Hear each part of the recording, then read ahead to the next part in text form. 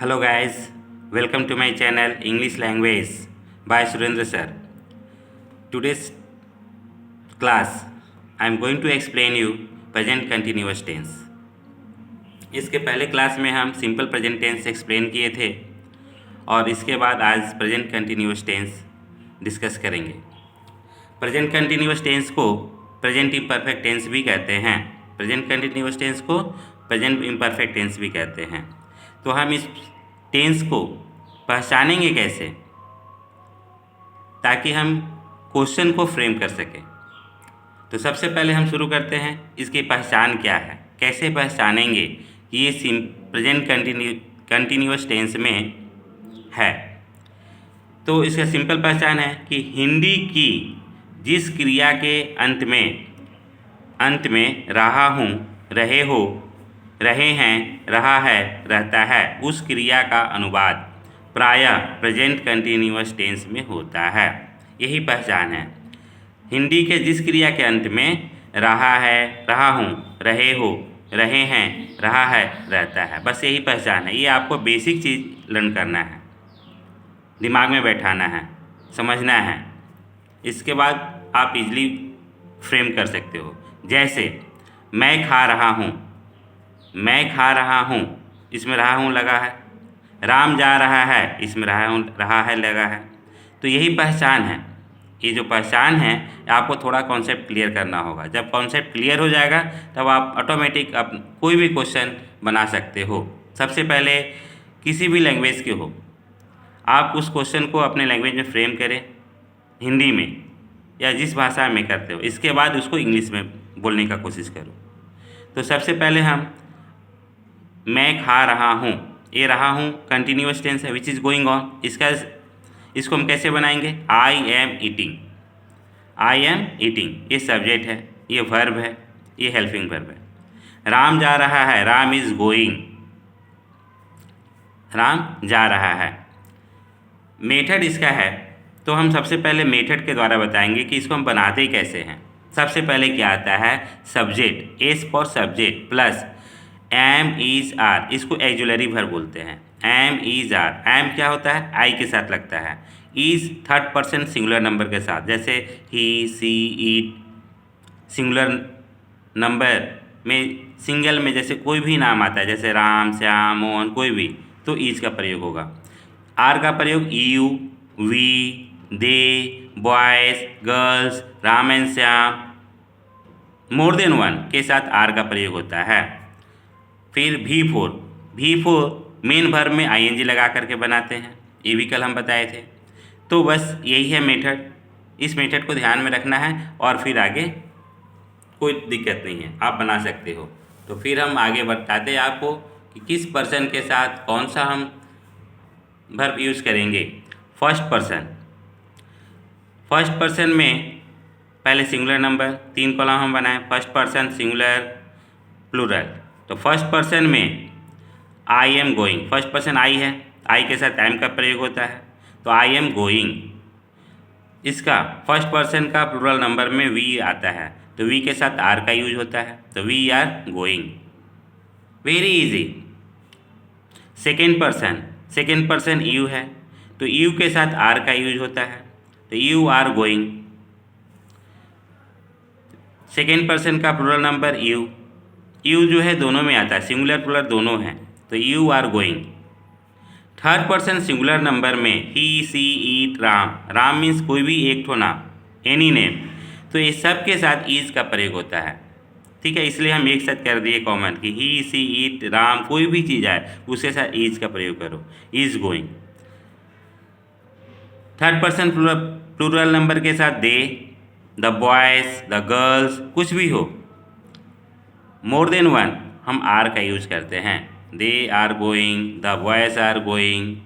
So it's very easy. Okay, so अब इसके बाद हम कुछ एग्जाम्पल और दे रहे हैं जो आप बोलचाल की भाषा में आप अपने से लिखो सेंटेंस को, और फिर हम इसको कैसे बनाएंगे अब हम बता रहे हैं। जैसे मैं जो है सब्जेक्ट है। सबसे पहले हम बताए थे कि सब्जेक्ट पहले लिखेंगे। सब्जेक्ट क्या है? सब्जेक्ट लिखेंगे, फिर सब्जेक्ट के अनुसार ये वर्ब होगा एम, इज, आर। इसके बाद भी फोर, मेन वर्ब में आईएनजी लगाएंगे। ठीक है, तो सबसे पहले हम यहाँ बताते हैं, जैसे मैं जा रहा हूँ, तो मैं जा रहा हूँ, मैं सब्जेक्ट है, आई के साथ क्या यूज होता है, एम। इसके बाद जब आई एम हो गया तो V4 क्या है, आई एम गोइंग, फुल स्टॉप। फिर क्या है सेकेंड क्वेश्चन, हम लोग का क्या होता है, वी के साथ आर का यूज होता है, वी आर, पढ़ना है, reading, we are reading, full stop. हर सेंटेंस के अंत में फुल स्टॉप देते हैं। तुम स्कूल जा रहे हो, तुम का क्या होता है अंग्रेजी, यू सब्जेक्ट है। यहाँ भी वर्ब जाना है तो यू, और यू के साथ आर का यूज होता है, यू आर, जाना है वर्ब, तो वर्ब का जाना का अंग्रेजी होता है going school, going to school, place के पहले टू लगाता है, गोइंग टू स्कूल। इस तरह से छोटा छोटा सेंटेंस पहले बनाने सीखिए। सबसे पहले हम कोशिश करेंगे छोटा छोटा सेंटेंस को फ्रेम करना, फिर इसको ट्रांसलेट करना। जब हम इसको प्रैक्टिस करते जाएंगे, जितना ज़्यादा प्रैक्टिस करेंगे उतना ज़्यादा कॉन्फिडेंस बढ़ेगा। तो इंक्रीज योर कॉन्फिडेंस लेवल।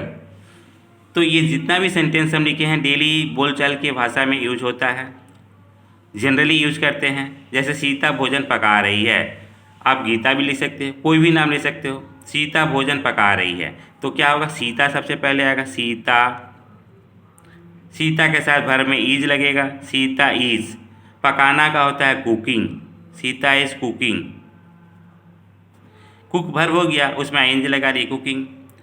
फिर क्या पका रही है, भोजन, तो फूड हो जाएगा, कुकिंग फूड, फुल स्टॉप। इस तरह से हमको बनाना है। लड़के शोरगुल कर रहे हैं, शोरगुल करना माने मेकिंग नॉइज। लड़के मीन्स एक नहीं है, बहुत सारे लड़के हैं, तो क्या होगा, द बॉयज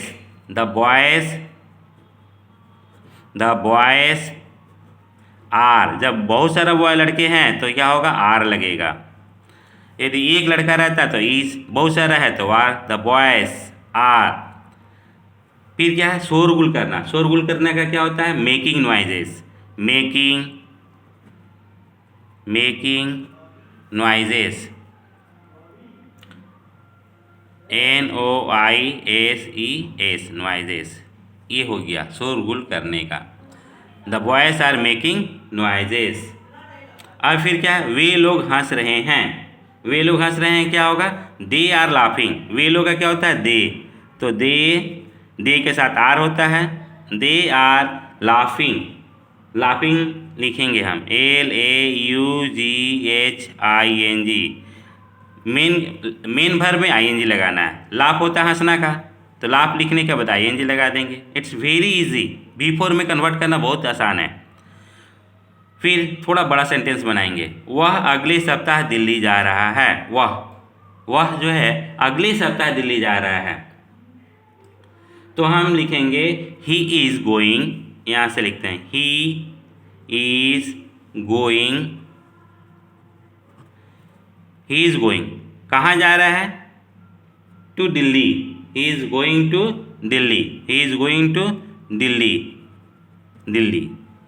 दिल्ली, वो दिल्ली जा रहा है। कब जा रहा है, अगले सप्ताह, तो अगले सप्ताह क्या होता है, नेक्स्ट वीक। बस एक थोड़ा करके जोड़ के सेंटेंस बनाना। सबसे पहले देखना कि सब्जेक्ट आता है, फिर auxiliary verb, am is are, जो सब्जेक्ट के अनुसार होता है। फिर वर्ब पर देखना है, जाना है तो जाना का गो होता है, फिर उसमें आईएनजी लगा देना है। It's very easy, very simple. अब छोटा सेंटेंस के बाद धीरे धीरे थोड़ा बड़ा सेंटेंस बनाना कोशिश करिए। फिर एक और है, जैसे मैं एक गाड़ी खरीदने जा रहा हूँ, तो आई एम गोइंग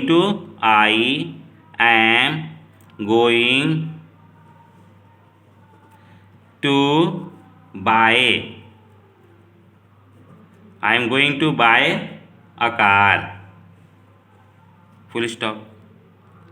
प्रधानमंत्री कल लौट रहे हैं, तो प्रधानमंत्री का क्या होता है, the prime minister prime minister, prime ministers, prime minister, the prime minister is, प्रधानमंत्री एक है इसलिए इज लगेगा। द प्राइम मिनिस्टर इज, लौटना का होता है रिटर्न, तो रिटर्न में आईएनजी लगा दीजिए, रिटर्निंग, RETURN, रिटर्न लिख दिए। लौटना का रिटर्न होता है, इसमें आईएनजी लगा देंगे, रिटर्निंग। और लौट रहे हैं, कब लौट रहे हैं? कल, तो कल का स्पेलिंग होता है टुमारो, TOMORROW, टुमारो। तो इस तरह से आप छोटा छोटा सेंटेंस एक एक करके फ्रेम करिए जो आपका डेली यूज में है। यदि आप जितना ज़्यादा प्रैक्टिस करोगे उतना ज़्यादा आपका कॉन्फिडेंस लेवल बढ़ेगा। तो सबसे पहले आप छोटा छोटा सेंटेंस फ्रेम करके थोड़ा बड़ा बड़ा करिए और प्रैक्टिस करिए, तो आपका इन जो है कॉन्फिडेंस लेवल बढ़ जाएगा। और इसके बाद आप बिना रुके, आप कोई भी ट्रांसलेशन हो, कोई भी जो है इंग्लिश बोल सकते हो, किसी भी भाषा में आप ट्रांसलेट करिए पहले, इसके बाद उसको माइंड में फ्रेम करिए कि सेंटेंस है क्या, फिर उसका इंग्लिश ट्रांसलेट कर लीजिए। It's very easy. अब इसके बाद हम सिखाएंगे आपको negative sentence.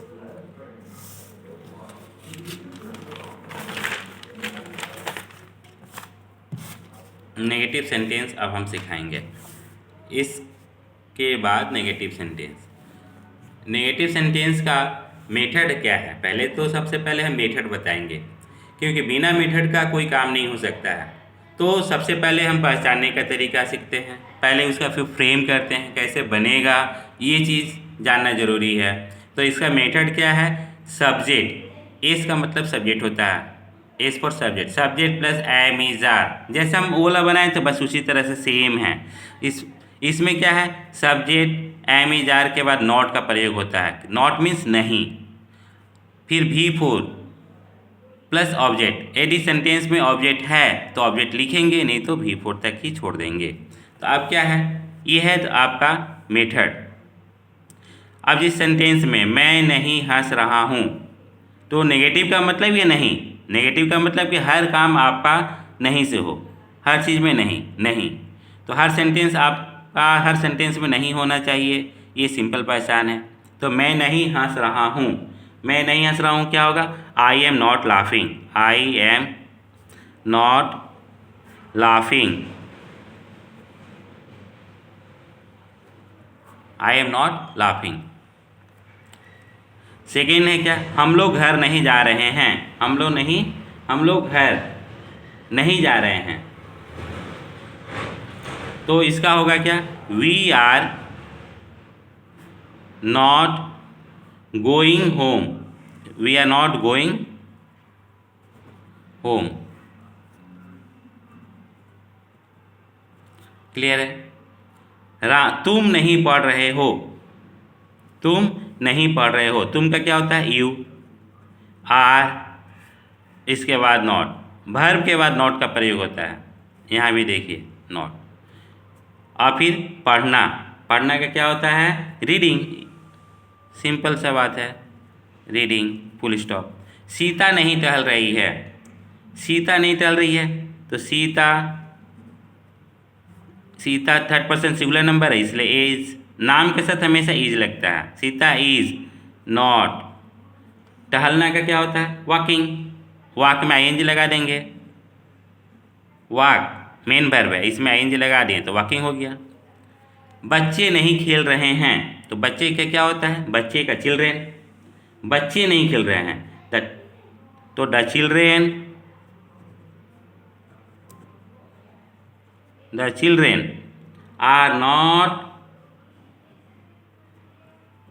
Are not playing. तो इस तरह से आप छोटा छोटा सेंटेंस पहले फ्रेम करना सीखिए। डिफरेंट सब्जेक्ट, जैसे मैं, इस डिफरेंट सब्जेक्ट हो गया, हम लोग, तुम, सीता, बच्चे, इस तरह से आप डिफरेंट सब्जेक्ट, डिफरेंट वर्ब से आप पहले हिंदी में बनाइए, फिर उसको इंग्लिश में ट्रांसलेट करिए। सो आप इतना प्रैक्टिस कर लीजिए कि फिर दोबारा आपको कोई भी सेंटेंस मिले आप उसका इंग्लिश फटाक से कर सकते हो। सो इफ प्रैक्टिस मोर, हम 5 का एग्जाम्पल दे रहे हैं, आप 10 का प्रैक्टिस करिए, 15 का प्रैक्टिस करिए।